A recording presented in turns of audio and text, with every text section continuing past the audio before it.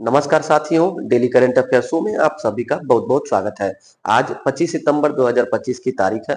आज का current affair और उसका स्टैटिक जीके इस वीडियो में हम लोग पढ़ा जाएगा। तो चलिए जल्दी शुरू करते हैं। पहला प्रश्न आपके सामने दिया गया है। एनवीडिया ने ओपन एआई में 100 अरब डॉलर का निवेश किस उद्देश्य से किया? उत्तर होगा ए 10 गीगावाट 10 गीगावाट चिप्स उत्पादन के लिए एनवीडिया ने ओपन एआई से अभी हाल ही में समझौता किया है। 100 अरब डॉलर का यह समझौता है, ओपन एआई से किया गया है, एनवीडिया ने किया है। ओपन एआई क्या है? ओपन एआई एक कंपनी है जिसके मालिक है सैम अल्टमैन, जिसने चैट जीपीटी को लॉन्च किया था। चैट जीपीटी ओपन एआई की है। ओपन एआई के संस्थापक सैम अल्टमैन। एनवीडिया क्या है? एनवीडिया साथियों दुनिया की सबसे मूल्यवान कंपनी बन गई है एनवीडिया, जिसका मार्केट कैपिटल 4.25 ट्रिलियन डॉलर है। और अगर दूसरा पूछा जाए कि दुनिया की दूसरी सबसे मूल्यवान कंपनी, तो माइक्रोसॉफ्ट, और थर्ड पर हो गई है एप्पल। जो कुछ समय पहले शीर्ष पर थी एप्पल, वो थर्ड पर आ गई है। और ये एनवीडिया, नाम इसका याद रखिएगा, एनवीडिया दुनिया की सबसे मूल्यवान कंपनी बन गई है। यही एनवीडिया साथियों ओपन एआई से 10 गीगावाट चिप उत्पादन करने के लिए समझौता की है। यही करंट अफेयर का पहला प्रश्न था।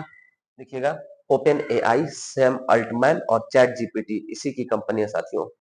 साथियों करंट अफेयर को गंभीरता पूर्वक पढ़िए। आप सभी लोग आदत में डाल दीजिए, 365 दिन आपको करंट अफेयर पढ़ना है। 10 मिनट हमको अपने जीवन का 24 घंटे में दे देना है। अगर आप नए विद्यार्थी हैं तो नोट्स बना करके पढ़िएगा, और जो विद्यार्थी काफी समय से तैयारी कर रहे हैं उन लोगों को 10 मिनट अपना वीडियो सुबह या शाम किसी टाइम में आप देख करके डेली अपडेट रहिए। होता क्या है, हम लोग परीक्षा से 1 महीने पहले करंट अफेयर को पूरा साल भर के घटनाक्रम को पढ़ने का प्रयास करते हैं, जिसमें वही हौच पौच हो जाता है और कंफ्यूजन क्रिएट हो जाता है। परीक्षा में हमारा करंट अफेयर कमजोर पोर्शन पड़ जाता है। तो ऐसी गलती मत करिएगा। 12 महीने लगातार आप 10 मिनट अपने जीवन का करंट अफेयर के लिए निकालिए और पढ़ते रहिए। बाकी सब्जेक्ट्स भी अपना टाइम टेबल के हिसाब से पढ़िए, निश्चित तौर पर सिलेक्शन हो जाएगा। आइए दूसरा प्रश्न करते हैं। Mazagon Dock Shipbuilders Limited ने किस राज्य के साथ भारत के पूर्वी तट पर विश्व स्तरीय शिपयार्ड विकसित करने हेतु समझौता किया है? उत्तर होगा तमिलनाडु राज्य।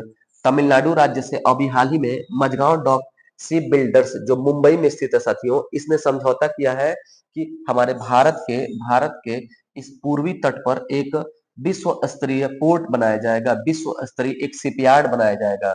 पूरे वर्ल्ड क्लास का शिपयार्ड बनाया जाएगा। तमिलनाडु या उसके आसपास के क्षेत्र में बनेगा। अभी यह क्लियर नहीं है कि कहां पर बनेगा, लेकिन तमिलनाडु राज्य ने समझौता किया है। इस नाते हो सकता है मे भी तमिलनाडु राज्य में यह स्थापित हो। Mazagon Dock Shipbuilders Limited Mumbai के साथ समझौता हुआ है भारत के पूर्वी तट पर विश्व स्तरीय शिपयार्ड डेवलप करने के लिए। दुनिया का खूबसूरत शिपयार्ड देखने को मिलेगा। Mazagon Dockyard Ship Limited Mumbai स्थित है, और अभी हाल ही में ये नवरत्न कंपनी भी बनी है मझगांव। तीसरा करंट अफेयर पूछा गया है। आयुष्मान भारत योजना के किस क्रम की वर्षगांठ मनाई गई? उत्तर होगा सी, सातवीं क्रम की। सातवीं क्रम की वर्षगांठ अभी हाल ही में 23 सितंबर 2025 को मनाई गई। क्या है? आयुष्मान भारत योजना हमारे देश में 23 सितंबर 2018 को झारखंड की रांची से शुरू होती है। ये साथियों पूरे दुनिया की सबसे बड़ी स्वास्थ्य बीमा कवर प्रदान करने वाली सरकारी योजना है, जिसमें जिसमें हर परिवार को सालाना 10 लाख रुपए स्वास्थ्य बीमा प्रदान किया जाएगा। हर परिवार को 5 लाख रुपए सालाना स्वास्थ्य बीमा कवर किया जाएगा। इस प्रकार से दुनिया की सबसे महत्वाकांक्षी योजना है आयुष्मान भारत योजना। इसका डेट जरूर याद रखिएगा। 23 सितंबर 2018 झारखंड के रांची से शुरू हुआ, और अभी 23 सितंबर 2025 को सातवीं वर्षगांठ इस योजना की मनाई गई। 7 इयर्स ऑफ सर्विस। चौथा करंट अफेयर पूछा गया है। राष्ट्रपति द्रौपदी मुर्मू ने 71वीं राष्ट्रीय फिल्म पुरस्कार समारोह में सर्वश्रेष्ठ अभिनेता का सम्मान किसे प्रदान किया? उत्तर होगा सी, उपर्युक्त दोनों को। शाहरुख खान और विक्रांत मैसी दोनों लोगों को 71वां राष्ट्रीय फिल्म फेयर पुरस्कार जो होता है, उसमें सर्वश्रेष्ठ अभिनेता का सम्मान प्रदान किया गया। यह पुरस्कार साथियों राष्ट्रपति महामहिम द्रौपदी मुर्मू ने दिया। 23 सितंबर को प्रदान किया गया, विज्ञान भवन नई दिल्ली से प्रदान किया गया। ध्यान दीजिएगा डिटेल और डाटा। शाहरुख खान को जवान मूवी के लिए सर्वश्रेष्ठ अभिनेता, और विक्रांत मैसी को 12वीं फेल के लिए सर्वश्रेष्ठ अभिनेता का अवार्ड देगा। विक्रांत मैसी वही जो मनोज शर्मा साहब आईपीएस अधिकारी का रोल किया है। और मोहनलाल का नाम याद रखे रहेंगे, इनको दादा साहब फाल्के पुरस्कार इसी में प्रदान किया गया। और पूछे सर्वश्रेष्ठ अभिनेत्री अवार्ड किसको मिला, तो रानी मुखर्जी को। Mrs Chatterjee versus Norway movie के लिए रानी मुखर्जी को सर्वश्रेष्ठ अभिनेत्री का पुरस्कार राष्ट्रीय फिल्म फेयर पुरस्कार में प्रदान किया गया। और सर्वश्रेष्ठ हिंदी फिल्म अगर आपसे पूछ ले तो कथाल याद रखिएगा, कथाल मूवी सर्वश्रेष्ठ हिंदी फिल्म थी राष्ट्रीय फिल्म पुरस्कार में, जो विज्ञान भवन दिल्ली से प्रदान किया गया 23 सितंबर 2025 को। किसने प्रदान किया, हमारे देश के राष्ट्रपति, हमारे देश के प्रथम नागरिक महामहिम द्रौपदी मुर्मू जी। पांचवा करंट अफेयर है, लिविंग ब्रिज सम्मान प्रदान किया गया कियर स्टारमर को। कियर स्टारमर ब्रिटेन के वर्तमान प्रधानमंत्री हैं, इनको लिविंग ब्रिज सम्मान प्रदान किया गया। इन्होंने ब्रिज का काम किया, भारत और ब्रिटेन के मध्य मुक्त व्यापार समझौता के लिए इन्होंने मेन लीड का काम किया, इसलिए इनको लिविंग ब्रिज सम्मान प्रदान किया गया। कियर स्टारमर ब्रिटेन के प्रधानमंत्री साथियों, कियर स्टारमर। ये तस्वीर है ब्रिटेन के प्रधानमंत्री कियर स्टारमर। ब्रिटेन साथियों संसदीय राज व्यवस्था वाला देश है, संसदीय राज व्यवस्था और राजतंत्र है। ब्रिटेन में राजतंत्र है और ब्रिटेन की राजधानी लंदन है, यूके की राजधानी लंदन है, इंग्लैंड की राजधानी लंदन है और यहाँ की मुद्रा पाउंड स्टर्लिंग है। पाउंड स्टर्लिंग यहाँ की मुद्रा है, ये भी याद रखिएगा। छठा करंट अफेयर पूछा गया है, भारत के तमिलनाडु में लाल गर्दन वाला फैलरोप किस अभ्यारण्य में देखा गया। उत्तर होगा नांजरायण। नांजरायण एक वन्य जीव अभ्यारण्य है तमिलनाडु में, वहां पर अभी हाल ही में एक दुर्लभ लाल गर्दन वाला फैलरोप देखा गया। तस्वीर यहाँ पर सामने देखिएगा साथियों, यह जो है आर्कटिक क्षेत्र में अपना प्रजनन करता है। आर्कटिक क्षेत्र का यह दुर्लभ एक पक्षी है जो अभी हाल ही में तमिलनाडु के नांजरायण वन्य जीव अभ्यारण्य में देखने को मिला है। इसके अलावा ऑप्शन में सत्यमंगलम, ये भी साथियों वन्य जीव अभ्यारण्य तमिलनाडु का। मुदुमलाई भी तमिलनाडु का वन्य जीव अभ्यारण्य है। मुकुर्थी भी तमिलनाडु का वन्य जीव अभ्यारण्य है। लेकिन तमिलनाडु में लाल गर्दन वाला फैलरोप जो देखा गया वो नांजरायण में देखा गया, तस्वीर आपने देखा। सातवां करंट अफेयर पूछा गया है, संयुक्त राष्ट्र समुद्री कानून सम्मेलन के तहत विकसित बीबीएनजे संधि कब लागू होगी। इंपॉर्टेंट प्रश्न है साथियों। 17 जनवरी 2026 से समुद्र में महासागरों में एक नया कानून लागू होने वाला है, बीबीएनजे। बीबीएनजे संधि अनक्लॉज 1982 के तहत लागू होगा। अनक्लॉज का हिंदी यह है साथियों, संयुक्त राष्ट्र समुद्री कानून सम्मेलन। फुल फॉर्म देखिएगा, United Nation convention on law of sea, जो 1982 में अस्तित्व में आया था। इसी के तहत साथियों biological diversity of areas beyond national jurisdiction BBNJ संधि लागू होती है, जिसका उद्देश्य है वैश्विक महासागर प्रशासन करना, यानी कि पूरी दुनिया में महासागर का जो एडमिनिस्ट्रेशन है उसको बेहतर बनाना बीबीएनजे का उद्देश्य है। 17 जनवरी 2026 से पूरी दुनिया में लागू हो जाएगा। दुनिया के अधिकांश देशों ने इस पर सहमति भी प्रदान कर दी है। आठवां करंट अफेयर पूछा गया है, भारत ने किस देश के साथ रक्षा सहयोग समझौता पर हस्ताक्षर किया है। रक्षा मामले में सहयोग के लिए हमारे भारत ने अभी हाल ही में मोरक्को देश से समझौता किया है। मोरक्को देश, मोरक्को अफ्रीका महाद्वीप का सबसे उत्तरी देश है साथियों। मोरक्को की राजधानी है रबाट, मोरक्को की मुद्रा है दिरहम, दिरहम यहाँ की मुद्रा है और मोरक्को अफ्रीका महाद्वीप में है, जिब्राल्टर जलसंधि के पास में पड़ता है साथियों। अफ्रीका महाद्वीप का ये मैप देखेंगे, यहाँ पे हॉर्न ऑफ अफ्रीका है, ये मेडागास्कर है, यहाँ पर सबसे उत्तर में मोरक्को देश है।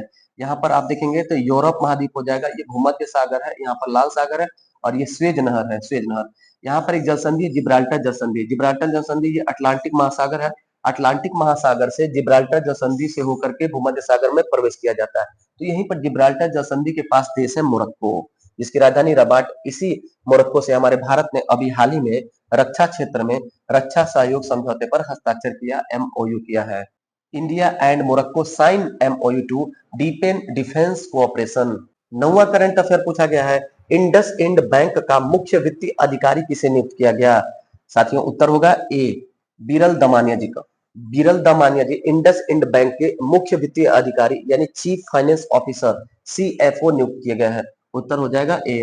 बाकी ऑप्शन को देखिएगा, कल हम लोगों ने पढ़ा था पवन कुमार बंजखारी जी 46वें क्रम के पटना हाई कोर्ट के चीफ जस्टिस बने।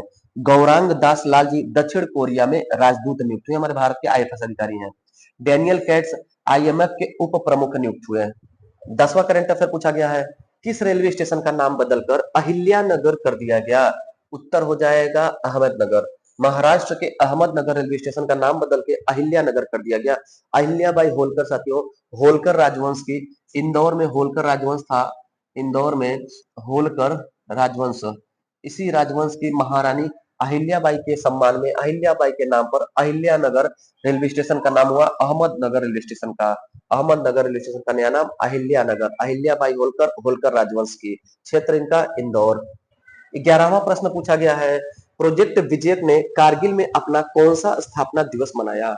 उत्तर होगा 15वां। 15वां स्थापना दिवस मनाया गया प्रोजेक्ट विजय का। प्रोजेक्ट विजय क्या है देखिएगा, कारगिल साथियों, लद्दाख में कारगिल क्षेत्र पड़ता है, वहां पर ऑपरेशन विजय या हम कह सकते हैं कारगिल विजय 1999 में चलाया गया था कारगिल युद्ध के दौरान। उसी के विजय के उपलक्ष्य में साथियों 2010 में स्थापित किया गया था प्रोजेक्ट विजय का। प्रोजेक्ट विजय 2010 में स्थापित हुआ और युद्ध करगिल का 1999 में हुआ था। उसी युद्ध के सम्मान में प्रोजेक्ट विजय का स्थापित किया गया था। इसी का साथियों 15 वर्ष पूरा हो गया, यानी कि प्रोजेक्ट विजय का स्थापना का 15वां वर्षगांठ मनाया गया। कहां पर है यह? कारगिल में। और कारगिल किस प्रांत में पड़ता है? लद्दाख में। और लद्दाख की राजधानी क्या है? लेह है। याद रखेंगे, तस्वीर देख लीजिएगा। 12वां करंट अफेयर है, अंतरराष्ट्रीय सांकेतिक भाषा दिवस मनाया जाता है। इंटरनेशनल साइन लैंग्वेज डे हर साल 23 सितंबर को मनाया जाता है पूरी दुनिया भर में, 23 सितंबर को। इसका थीम याद रखिएगा, इसका थीम है इस वर्ष 2025 का सांकेतिक भाषा हमें एकजुट करती है। सांकेतिक भाषा हमें एकजुट करती है, अंतरराष्ट्रीय सांकेतिक भाषा दिवस का थीम था 2025 का, 2025 का 23 सितंबर को हर साल मनाया जाता है। ये भी याद रखिएगा कि 23 सितंबर को हर साल आयुर्वेद दिवस भी मनाया जाता है। अब से साथियों 2025 से हर साल 23 सितंबर को आयुर्वेद दिवस मनाया जाता है काफी समय से, लेकिन 23 सितंबर को फिक्स तिथि, यानी कि अब हर साल 23 सितंबर को आयुर्वेद दिवस मनाया जाता है। 2025 का आयुर्वेद दिवस का थीम भी याद रखे रहेंगे, Ayurveda for people and planet. Ayurveda for people and planet Ayurveda दिवस 23 सितंबर का थीम था। 13वां प्रश्न पूछा गया है, अगस्त 2025 में भारत के 8 कोर सेक्टर उद्योगों का वृद्धि दर रहा। उत्तर होगा 6.3%, 6.3% ग्रोथ रेट रहा कोर सेक्टर के जो इंडस्ट्री हैं।